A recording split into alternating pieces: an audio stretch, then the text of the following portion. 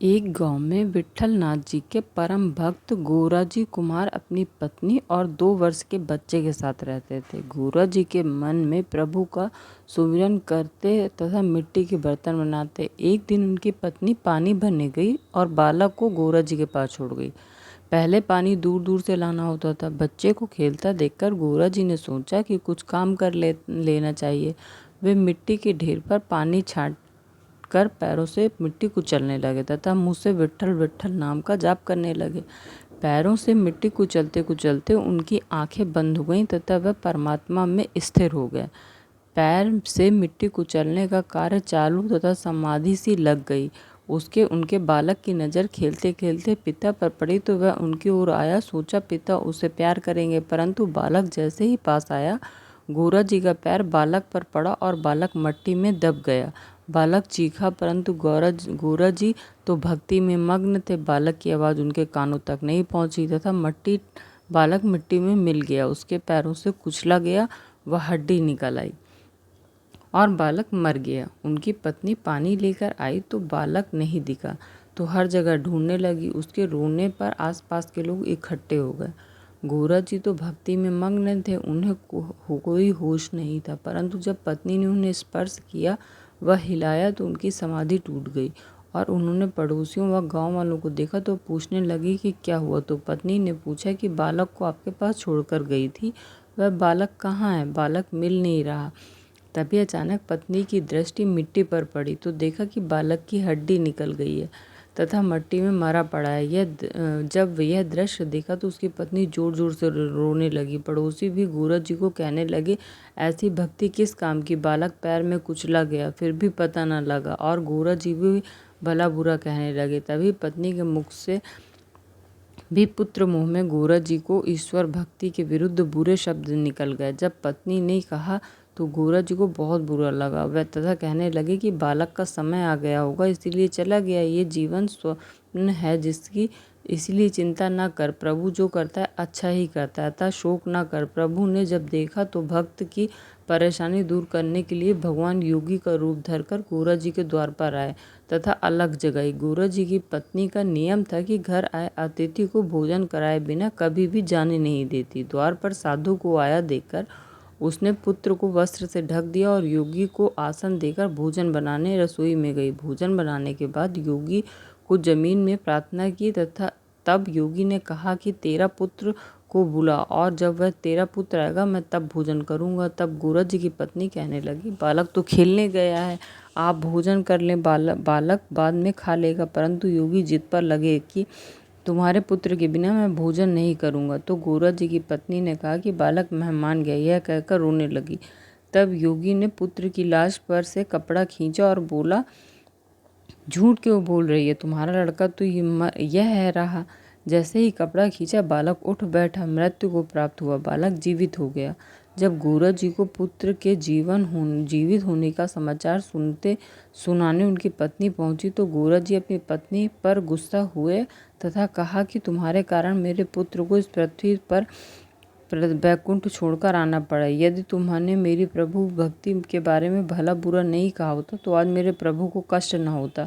तेरे कारण मेरे प्रभु को दुख पड़ा, इसीलिए आज से तुम मेरी पत्नी नहीं हो, आज से तुम मेरी माता के समान हो। जैसे ही उनकी पत्नी ने यह सुना वो बेहोश हो गई। जब होश आया तब सोचने लगी कि कोई दूसरी स्त्री विवाह करके आएगी तो पति को तकलीफ होगी, क्यों ना इनके साथ मेरी बहन की शादी करवा दूं, जिससे ठीक रहेगा। ऐसा सोचकर वह अपने पीहर गई तथा माँ से बोली कि तुम्हारे जमाई को फिर से शादी करने की इच्छा है, अतः मेरी छोटी बहन की शादी इनसे करवा दो। माँ ने सोचा कि बड़ी बेटी सुखी है, जमाई जी भी अच्छे हैं, अतः उन्होंने छोटी बेटी का संबंध करने में तनिक भी नहीं सोचा और ब्राह्मण से नारियल विवाह के लिए भिजवाया। और पत्नी के आग्रह के कारण गोराजी ने विवाह करना स्वीकार कर लिया। विवाह के बाद विदाई के वक्त ससुर जी ने जमाई से कहा कि तुम मेरी बड़ी बेटी को अच्छा रखते हो, वैसे ही मेरी छोटी बेटी को अच्छा रखना। तब गोराजी ने कहा कि बड़ी माँ तो छोटी बहन। शादी के बाद भक्त जी घर के कार्यों में लग गए। थोड़े दिनों तक जब पत्नी की बहन को पति सुख नहीं मिला तो वह लोगों से बातें करने लगी कि उसे पति सुख नहीं मिला तथा बड़ी बहन के कारण मेरी जिंदगी खराब हो गई।